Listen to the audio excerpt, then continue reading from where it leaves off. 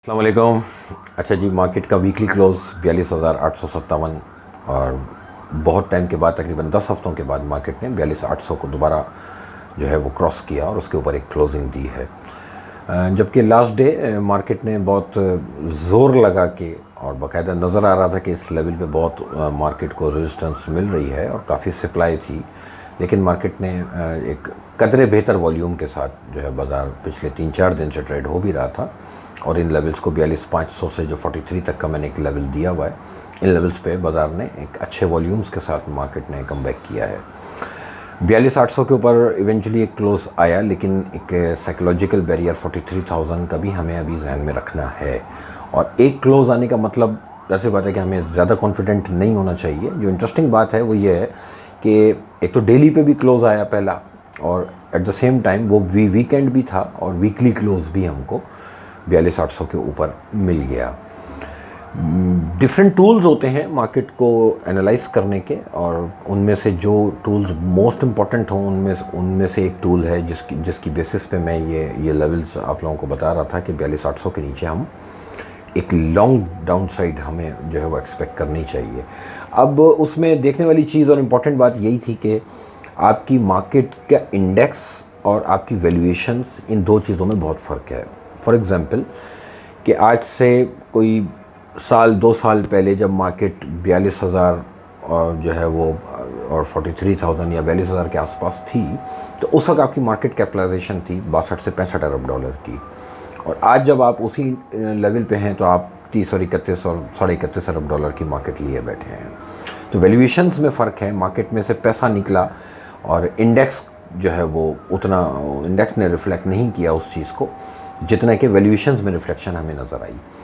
और यही चीज़ मैं पिछले 2-3 वीडियो से बता रहा था कि देखें जैसे जैसे फंडामेंटल चेंज आता जाएगा वैसे वैसे हम मार्केट के अंदर बेहतरी देखेंगे। एक तो IMF का एक डील जो थी वो इतना एक बड़ा मसला बन गया हमारे लिए कि जिसकी वजह से आपने देखा कि 250 रुपये का डॉलर भी ट्रेड हुआ। और उसके बाद आपने इन्फ्लेशन अब आपने देख ली कि 37% की हमारी इन्फ्लेशन फिगर्स आनी शुरू हो चुकी। लेकिन देखें पॉइंट ये है कि मार्केट हमेशा पहले डिस्काउंट करती है आने वाली चीज़ों को। मार्केट आज के हालात पे कभी भी ट्रेड नहीं करेगी। स्टॉक मार्केट चाहे दुनिया की कोई भी मार्केट हो, वो आने वाले हालात को रिफ्लेक्ट करती है। मैंने जब सेल कॉल दी थी और बहुत एग्रेसिव सेल कॉल दी थी इस मार्केट के अंदर, तो उस वक्त काफ़ी लोग परेशान थे कि इतना ज़्यादा घबराहट की क्या बात है। उस वक्त 170 रुपये का डॉलर ट्रेड हो रहा था और इन्फ्लेशन 8.5% थी।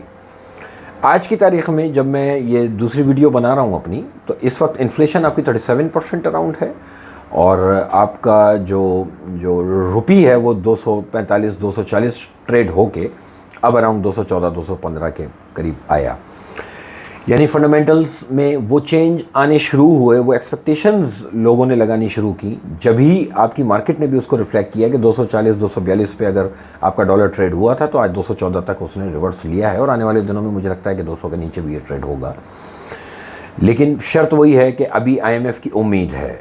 IMF जब तक फाइनलाइज होके वो फ़ंड हमारे पास आ नहीं जाता, जो भी IMF से हमने जो कमिट किया हुआ है वो फ़ंड जब तक हमारे पास आ नहीं जाता तब तक हमें एक डाउट में रहना है। उसकी वजह क्या है कि करने वाले कौन है? पॉलिटिशियंस हैं।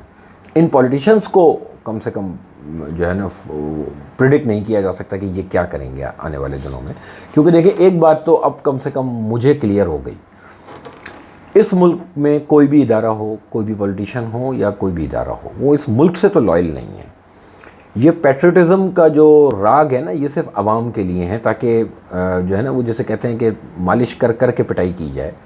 तो हम लोग इसी काम के लिए रह गए हैं कि हमें पैट्रियटिज़म याद दिला दिला के हम पे छुरी फेरी जाए और सारे टैक्सेस हमारे लिए हैं और जितने इदारे हैं और जितने गवर्नमेंट ऑफिसर्स हैं, चाहे वो सिविलियंस हों चाहे वो नॉन सिविलियंस हों, आप उनके अय्याशियों में कोई अगर फ़र्क आया तो मुझे भी दिखाइएगा। हाँ, लेकिन ये कौम पैदा ही कुर्बानियों के लिए हुई है। 1947 में भी हमारे बड़ों ने अपनी जानें कुर्बान की थी। उसके बाद ये 10-15-20 सालों में हमने और आपने बम धमाकों में अपने बच्चे मरवाए हैं। और अब आप देख लें कि मुल्क का हाल क्या हुआ कि 71 में जो हमसे पार्टीशन ले के अलग हुए वो आज हमसे आगे हैं और आज वो हमसे कम से कम सोचते तो होंगे कि वो डिसीजन उनका सही था। हमने अपने मुल्क के साथ जो कुछ किया, आज 13 अगस्त का दिन अब ख़त्म होने वाला है, कल 14 अगस्त है। दिल दुख रहा है इस वक्त कि हम किस हाल में पहुंच गए कि 75वीं सालगिरह है हमारी, और 75वीं सालगिरह जब पाकिस्तान मनाने जा रहा है तो पाकिस्तान अपने बुरे तरीन हालात में है। यानी दिन ब दिन हमने बुराई को इस मुल्क में बढ़ाया, दिन ब दिन इस मुल्क को हमने एक खड्डे में डाला।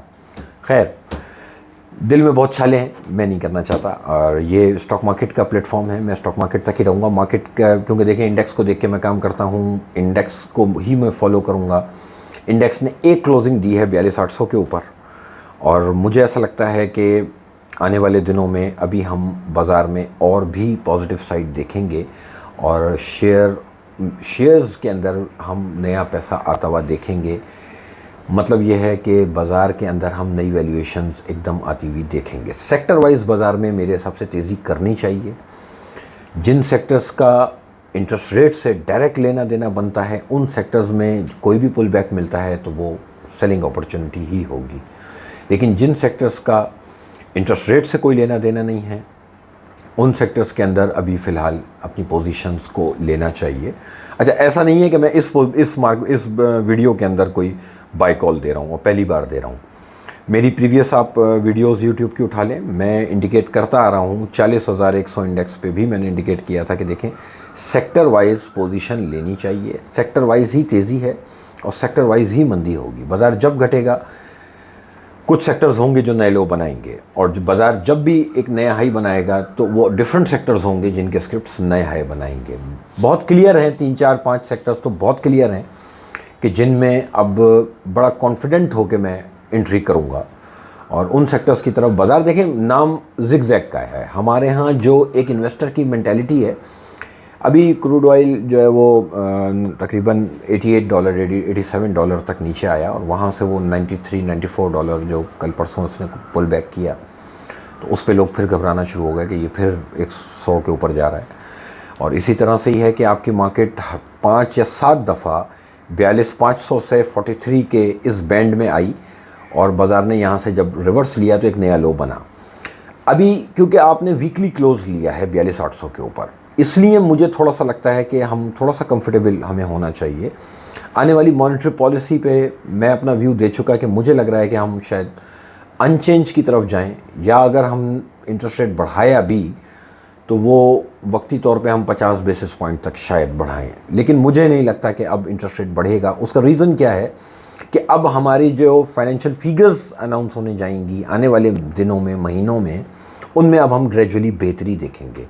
जो भी हमारे मैक्रोज़ में जो भी हमने प्रॉब्लम्स देखी, उसका एक बहुत बड़ा पार्ट इंटरनेशनल इन्फ्लेशन का था, और इंटरनेशनल इन्फ्लेशन में जो भी कंट्री ऑयल इंपोर्ट करती है उसने इन दिनों में एक सख्त वक्त गुजारा 4-5 महीने, और जिनमें हम टॉप ऑफ द लिस्ट थे कि हमारे यहाँ रुपी डिवैल्यूएशन भी साथ साथ चल रही थी, और इतनी ज़्यादा चल रही थी कि जितनी दुनिया के अंदर उनकी जो है करेंसीज़ नहीं हुई जितनी हमारी हुई, क्योंकि हम ज़्यादा असल में मुल्क से मोहब्बत करते हैं, तो इसलिए हमने मुल्क को ज़्यादा नुकसान पहुँचाया है।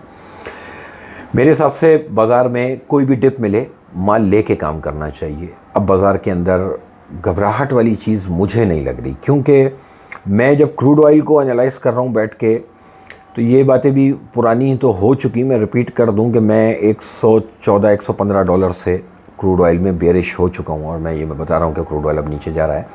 मज़े की बात यह है कि कल जो वीकली क्लोज़ हुआ क्रूड ऑयल का, तो क्रूड ऑयल ने 9250 का एक बड़ा इंपॉर्टेंट लेवल था इसका, 200 DMA जो है वो 9250 पे थी क्रूड ऑयल की, वो उसके नीचे क्लोज़ दिया और पहला क्लोज़ आया। अब आपकी मार्केट ने 42,800 के ऊपर पहला वीकली क्लोज़ दिया, और सेम डे आपके क्रूड ऑयल ने 9250 का जो लेवल था उसके नीचे उसने क्लोज़ दिया। अब इस नीचे की क्लोजिंग का मतलब ये है कि मैं आने वाले महीने, 2 महीने, 3 महीने, इस 2 से 3 महीने के टाइम ड्यूरेशन के अंदर मुझे ऐसा लग रहा है कि क्रूड ऑयल तकरीबन $74-75 इन बिटवीन कहीं आने जा रहा है। तो अगर $74-75 के इन बिटवीन कहीं क्रूड ऑयल आने जा रहा है, तो डेफिनेटली उसका इम्पैक्ट मेरे इंपोर्ट बिल पे होगा, डेफिनेटली मेरी करेंसी को थोड़ा सा ईज़ मिलेगा, और मेरे यहाँ इन्फ्लेशन के नंबर्स जो हैं वो अब बेहतर आने शुरू होंगे। देखिए पॉइंट क्या है, इस वक्त भी जो मैं लास्ट 2-3 वीडियोस में मैंने जब ये कहना शुरू किया कि आप सेक्टर वाइज पोजीशन लेनी शुरू करें, तो लोगों ने मुझसे आर्ग्यू ये किया कि इरफान भाई इन्फ्लेशन यहाँ है और डॉलर यहाँ चला गया और फलानी चीज़ ये हो चुकी, इतने बुरे हालात में आप कैसे कह रहे हैं कि हम बाई करें। और बहुत से लोगों ने इग्नोर किया मेरी बात को और वो मार्केट से दूर ही रह रहे। तो बात यह है कि जब मैंने चीखें मारी थी और मैंने डर के एक वीडियो की थी कि निकलो मार्केट से, एग्जिट कॉल है, तो उस वक्त 170 रुपये का डॉलर था जो 242-45 ट्रेड हुआ। उस वक्त इन्फ्लेशन 8.5% थी, जो कि अब आज देख लीजिए आज कहाँ पे इन्फ्लेशन आपकी जाके हिट हुई। आपकी बिजली की प्राइसेस, आपके ओवरऑल जो इकोनॉमिक जो कंडीशंस थी वो आपने पीक आउट कर ली हैं। मेरे हिसाब से जो खौफ, जो डर मेरे दिल में था वो रिफ्लेक्शन में देख चुका, वो चीज़ें इम्प्लीमेंट हो चुकी। मार्केट में हमेशा एक जो है मार्केट की एक थ्योरी है कि buy on rumour sell on fact. यही थ्योरी इम्प्लीमेंट होगी कि जब हालात बिल्कुल ख़राब हो गए तो अब आपको मार्केट में माल ले लेना चाहिए। मार्केट को जितना पिटना था, जितनी वैल्यूएशंस आनी थी, मार्केट ने दिखा दी। मार्केट के पास खुला चांस था, कोई भी चीज़ ढकी छुपी नहीं थी फाइनेंशियल फिगर्स के अंदर कि जिसको लेके हम ये कहते कि इरफान को पता थी और आपको नहीं पता थी। अब वो दुनिया के सामने आ चुकी। जिस वक्त मैंने सेल कॉल दी थी उस वक्त लोग मुझसे पूछ रहे थे क्यों, और अब लोगों को समझ में आ रहा है कि यूँ। लेकिन पॉइंट ये है कि मार्केट आने वाले फंडामेंटल को रिफ्लेक्ट करेगी। मैं अब लोगों से इसलिए कह रहा हूँ कि देखो सेक्टर वाइज अब पैसा डालना शुरू कर दें मार्केट के अंदर, क्योंकि वही सेक्टर होंगे जो बाजार को लीड करेंगे। मार्केट में जब आने वाले दिनों में मैं इन्फ्लेशन में ईज देखूंगा, और ये इन्फ्लेशन में ईज सिर्फ मेरे यहाँ नहीं, मैं इंटरनेशनली भी देखूंगा, तो इंटरनेशनल मार्केट्स के अंदर भी वो रिफ्लेक्शन पॉजिटिव हम देखेंगे। और जो पैसा स्टॉक मार्केट से निकल के कमोडिटीज़ की तरफ चला गया था वो अब कमोडिटीज़ से निकल के दोबारा स्टॉक मार्केट की तरफ आया था। मेरी पहली जुलाई की जो वीडियो थी उसमें मैंने ये इंडिकेट किया था कि crude oil, wheat, natural gas और 2-3 कमोडिटीज़, वो कमोडिटीज़ जिनका इस वक्त सबसे ज़्यादा शोर मचा हुआ था दुनिया में, जो कि रशिया और यूक्रेन वॉर की वजह से जिनके अंदर एक हाइप क्रिएट हुई थी, उन कमोडिटीज़ की पहली नेगेटिव क्लोज वो थी। और मैंने वहाँ इंडिकेट किया था कि क्रूड ऑयल ने पहला 6 महीने के बाद पहली मंथली नेगेटिव क्लोज दिया और वहाँ से क्रूड ऑयल में एक स्लाइड बननी शुरू हो चुकी। मैंने अभी आपको बता दिया, मैं रिपीट कर देता हूँ कि 74 से $75 अराउंड $76 अराउंड मुझे लग रहा है कि क्रूड ऑयल आने वाले 1-2 महीने 2.5 महीने में क्रूड ऑयल वहाँ तक आएगा। तो इस चीज़ का इम्पैक्ट डेफिनेटली मेरी इकोनॉमी पे मैं देखूंगा। जो मेरी आने वाले महीनों में जो मेरी फिगर्स अनाउंस होंगी, फाइनेंशियल फिगर्स, उसमें मैं उस चीज़ का इम्पैक्ट देखूंगा और वो कुछ अच्छी खबरें मैं आने वाले दिनों में देखूंगा। इंटरेस्ट रेट अगर इस दफ़ा 50 बेसिस पॉइंट बढ़ भी जाते हैं तो मेरे हिसाब से ये आखिरी होगा। हम इंटरेस्ट रेट में भी पीक आउट हो गए, हम इन्फ्लेशन में भी पीक आउट हो गए। हमने इस वक्त जितने भी बड़े स्टेप्स लेने थे जिस पे आवाम पे बर्डन डलना था, जो हमने सब्सिडी ख़त्म की IMF के कहने पे, वो बेसिकली हमारे मुल्क के लिए अच्छा है। अब अगर आज मुझे गाड़ी का पेट्रोल टैंक भराने में प्रॉब्लम आ रही है ना, लेकिन मेरे मुल्क के लिए ये अच्छा है। सब्सिडाइज़ करना इन चीज़ों को कहीं की कोई शराफत नहीं है कि आप उधार भी लेते रहें और लोगों को जो है वो अपनी आवाम को जो है वो सब्सिडाइज़ करके आप जो इन चीज़ों में फैसिलिटेट करें। वजह क्या है कि पॉलिटिशियंस, जब एक पॉलिटिशियन को वोट बैंक चाहिए होगा ना तो वो ये सब करेगा। फिर चाहे मुल्क का नुकसान हो, वो ये देखेगा कि मेरी कुर्सी बच जाए। आज तक इस मुल्क के साथ जो कुछ भी हुआ वो ये हमारे पॉलिटिशियंस ने और हमारे इदारों ने किया है। सिर्फ फ़र्क ये है कि आज का दौर ऐसा हो गया और आज के दौर में हर आवाम के ना मुंह में ज़बान आ गई है। अब कम से कम हम यहाँ वीडियो में बैठ के हम नाम ले रहे हैं, पॉलिटिशियंस अगर हैं तो उनके साथ साथ कुछ इदारे भी हैं जिनकी इजारादारी है 70-75 साल में। दुख इस बात का है कि आज के दिन 13 अगस्त तक, जब तक वीडियो अपलोड होगी तो 14 अगस्त की रात लग जाएगी तकरीबन। आज हम लोगों को ये सोचना चाहिए कि 75 साल में मुल्क ने हमें क्या दिया था और हमने मुल्क को रिटर्न में क्या दिया। हमारे लोगों ने कितना नुकसान इस मुल्क को पहुंचाया, लेकिन ये मुल्क कायम है इसलिए कि मौजज़ा है अल्लाह का। और वही बात है कि अच्छे लोग इस पाकिस्तान में अभी हैं, जब भी कोई अजाब नहीं आया। मेरे हिसाब से हम लोगों को इस सियासत से थोड़ा सा अपने आप को दूर कर लेना चाहिए और फोकस करें अपनी कंट्री के ऊपर और आने वाली जो हमारी फाइनेंशियल फिगर्स होंगी उसके ऊपर फोकस करें। कोई भी गवर्नमेंट हो, अगर वो मुल्क के लिए अच्छा काम कर रही है तो वो पार्टी मैं उसको फेवर करूँगा। ऐसा नहीं है कि प्रीवियस गवर्नमेंट ने जो कुछ भी किया था वो गवर्नमेंट हटने के बाद कम से कम मैंने कहा हो। मैं उनके बैठे हुए कहा करता था कि उसकी छोटी सी मिसाल है, मेरी वीडियोस में आप लोग याद होगा कि मैं कहता था कि भाई हफीज़ शेख को कभी स्टॉक एक्सचेंज भी भेजो, कभी शौकत तरीन साहब से बोलो कि वो भी टावर का एक चक्कर लगाएं, स्टॉक एक्सचेंज आ जाएं, उनको हम चाय वाय पिलाएंगे यहाँ पे। उनको नहीं याद आई कभी, ना इमरान खान साहब को याद आई। हाँ, याद आई थी जब उनको PCB का चेयरमैन भेजना था और वो 27 करोड़ रुपए की पिचें लेनी थी उनको ना, वो आरिफ हबीब साहब से, तो वो लेने के लिए उन्होंने भेजा था पीसीबी का चेयरमैन। आपका फाइनेंस मिनिस्टर का भी स्टॉक नहीं आया। एटलीस्ट ये जो चोर उचक्के हैं सो कॉल्ड, इन्होंने फाइनेंस मिनिस्टर को भेजा और कुछ हमारी अहमियत का अंदाज़ा हमें भी हुआ कि हाँ थोड़ा बहुत ये लोग हमें पहचानते हैं कि हम भी स्टॉक मार्केट लिए बैठे हैं। और पाकिस्तान का ये वो इदारा है जहाँ पर पाकिस्तान की टॉप लिस्टेड कंपनीज में पब्लिक अपना पैसा इन्वेस्ट करती है। कुछ डायरेक्शंस नज़र आ रही हैं, इंटेंशन नज़र आ रही है कि काम करने के मूड में हैं ये लोग, उम्मीद रखेंगे, लेकिन ज़्यादा उम्मीद इन लोगों से रखने की ज़रूरत नहीं है। फिलहाल करंट हालात ऐसे हैं कि इसमें बाय करना चाहिए। हालात कल को ख़राब होंगे, मैं ही खड़ा होकर आपको सेल कॉल भी दूंगा। मैंने दी थी सेल कॉल, आज मैं बड़े कॉन्फिडेंस से कह रहा हूँ इस मार्केट में पैसा डालना चाहिए। बाजार इमीडिएटली ऐसा नहीं होगा भाई कि रोज़ ऊपर चला जाए। अगर इस मार्केट ने रोज़ ऊपर जाना है तो 365 दिन, अब आप लिख लें, रोज़ 500 पॉइंट बढ़ाएंगे तो बाजार तो 15 लाख 20 लाख इंडेक्स हो जाएगा 2-4 साल में। तो बेकार बात है। इस मार्केट को समझ के काम करें। मार्केट है जिगजैग करके चलने का नाम। मार्केट अप एंड डाउन दिखाती रहेगी। डिफरेंट लेवल्स, सपोर्ट लेवल्स पे बाजार आता है, वो लेवल्स बाय के होते हैं। मार्केट एक रेजिस्टेंस क्रिएट करती है, वहाँ पे बाजार रुकती है, उधर बेचना चाहिए, वहाँ से फिर नीचे मिलता है, फिर रेजिस्टेंस क्रॉस हो जाती है, एक नया हाई बनता है। बाजार जिगजैग करके ही चलेगा। 4 से 5 सेक्टर्स में मैं बहुत कॉन्फिडेंट होकर कह रहा हूँ कि मार्केट में पैसा डालना चाहिए। कोई भी टिप आती है, अपॉर्चुनिटी है, लेवल्स नोट करें।